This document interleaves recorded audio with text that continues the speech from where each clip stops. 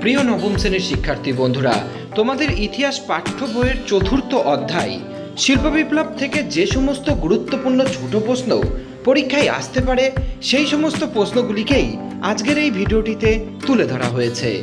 তাই দেরি না করে চলো প্রশ্নগুলিকে এখনই দেখে নিই।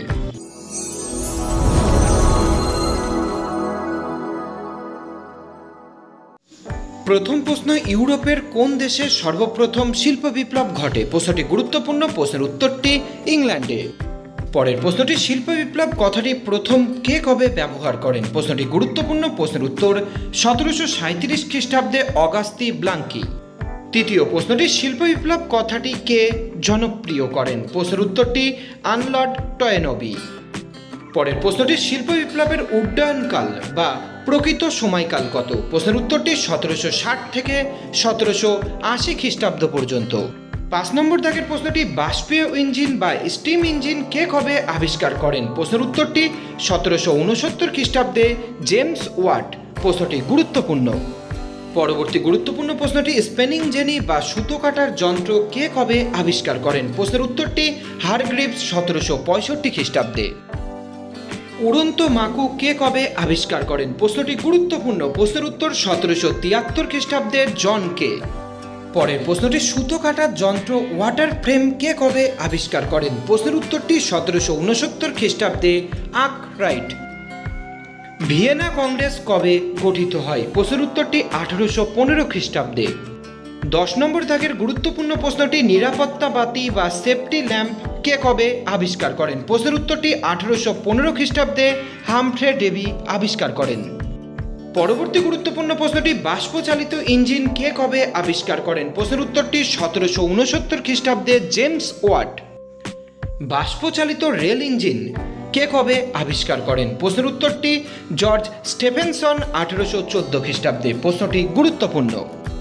ইংল্যান্ডের দুটি শহরের নাম বলো যা শিল্প বিপ্লবকে কেন্দ্র করে গড়ে উঠেছিল? প্রশ্নের উত্তরটি লিভারপুল ও ম্যানচেস্টার।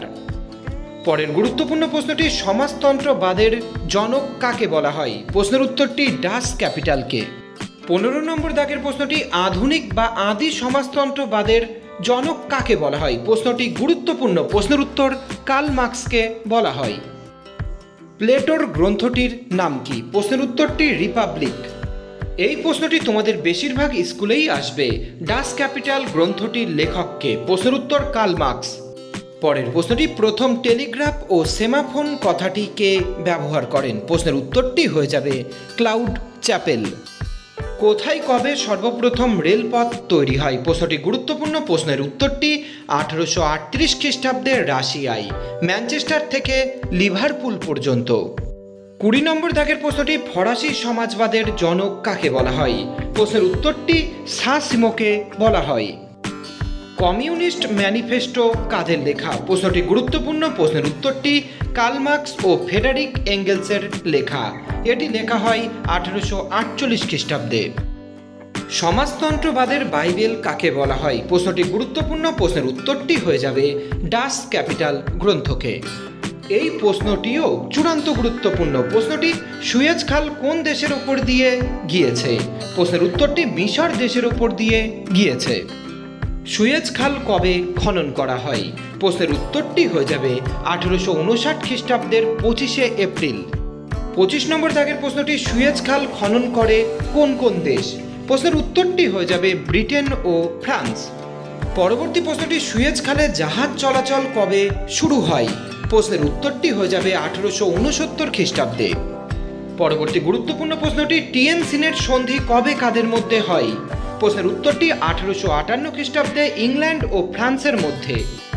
মুক্তধার নীতির প্রবক্তার নাম লেখো। প্রশ্নের উত্তরটি মার্কিন পররাষ্ট্র সচিব জন হে। এই প্রশ্নটিও গুরুত্বপূর্ণ। সেভানের যুদ্ধ কবে কাদের মধ্যে হয়? প্রশ্নের উত্তরটি 1870 খ্রিস্টাব্দে ফ্রান্স ও জার্মানির মধ্যে। 30 নম্বর দাগের প্রশ্নটি, ত্রিশক্তি আতাত কবে কাদের মধ্যে হয়? এই প্রশ্নটিও গুরুত্বপূর্ণ। প্রশ্নের উত্তরটি 1907 খ্রিস্টাব্দে ইংল্যান্ড, ফ্রান্স ও রাশিয়ার মধ্যে ত্রিশক্তি আতাত গড়ে ওঠে। পরের প্রশ্নটি, সেরাজেভো হত্যাকাণ্ড কত সালে হয়? প্রশ্নের উত্তরটি হয়ে যাবে 1914 খ্রিস্টাব্দের 28শে জুন। পরবর্তী গুরুত্বপূর্ণ প্রশ্নটি ওয়েলথ অফ নেশনস এটি কার গ্রন্থ? প্রশ্নের উত্তরটি অ্যাডাম স্মিথের গ্রন্থ। আদি সমাজতন্ত্রের জনক কাকে বলা হয়? প্রশ্নটি গুরুত্বপূর্ণ, প্রশ্নের উত্তর সেন্ট সাইমনকে। পরবর্তী গুরুত্বপূর্ণ প্রশ্নটি ইউরোপীয় সমাজতন্ত্রের আদি গুরু কাকে বলা হয়? প্রশ্নের উত্তরটি হয়ে যাবে সেন্ট সাইমনকে। 35 নম্বর দাগের প্রশ্নটি সুয়েজ খালের জাতীয়করণ কে কবে করেন? বেশিরভাগ স্কুলেই এই প্রশ্নটি দেওয়া হবেই হবে। প্রশ্নের উত্তরটি 1956 খ্রিস্টাব্দে মিশরের রাষ্ট্রপতি নাসের করেন। সুয়েজ খাল খনন করে কোন কোম্পানি? প্রশ্নের উত্তরটি হয়ে যাবে সুয়েজ ক্যানাল কোম্পানি। টেলিগ্রাফ কথাটি কোন শব্দ থেকে এসেছে? প্রশ্নের উত্তরটি গ্রিক শব্দ টেলি ও গ্রাফিন থেকে এসেছে। পরবর্তী প্রশ্ন, ভারতবর্ষকে ব্রিটিশ সাম্রাজ্যের রত্ন কে বলেছেন? প্রশ্নের উত্তরটি ব্রিটিশ প্রধানমন্ত্রী বেঞ্জামিন ডিসরেইলি বলেছেন।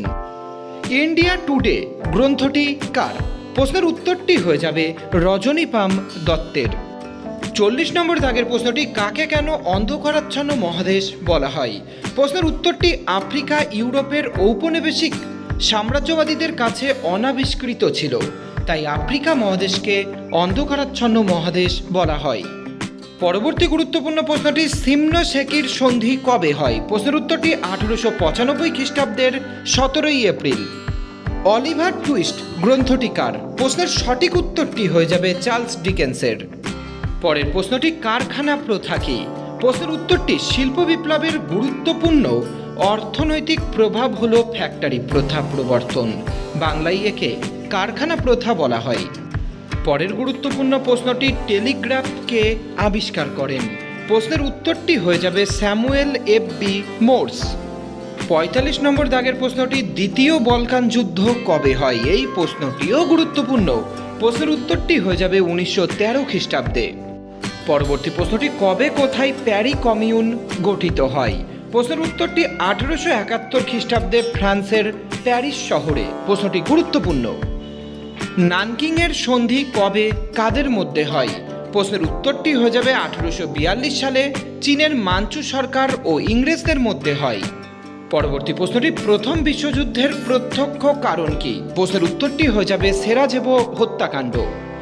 পরবর্তী গুরুত্বপূর্ণ প্রশ্নটি ত্রিশক্তি চুক্তি কবে কাদের মধ্যে হয়েছিল? প্রশ্নের উত্তরটি 1882 খ্রিস্টাব্দে জার্মানি, ইটালি ও অস্ট্রিয়ার মধ্যে হয়েছিল। চলে যাচ্ছি আজকের ভিডিওর সর্বশেষ প্রশ্নে। শ্বেতাঙ্গদের বোঝা কবিতাটির লেখককে? প্রশ্নের উত্তরটি কিপলিং। যে প্রশ্নগুলো আজকের ভিডিওটিতে বলা হলো, বিশেষ করে যে প্রশ্নগুলির পাশে স্টার চিহ্ন দেওয়া হয়েছে, সেই সমস্ত প্রশ্নগুলিকে এখন থেকেই তোমরা সঠিকভাবে অধ্যয়ন করো। আমি তোমাদের বলছি, শিল্প বিপ্লব অধ্যায় থেকে যাই ছোট প্রশ্ন আসুক না কেন, তোমরা পরীক্ষায় প্রশ্ন কমন পাবেই পাবে।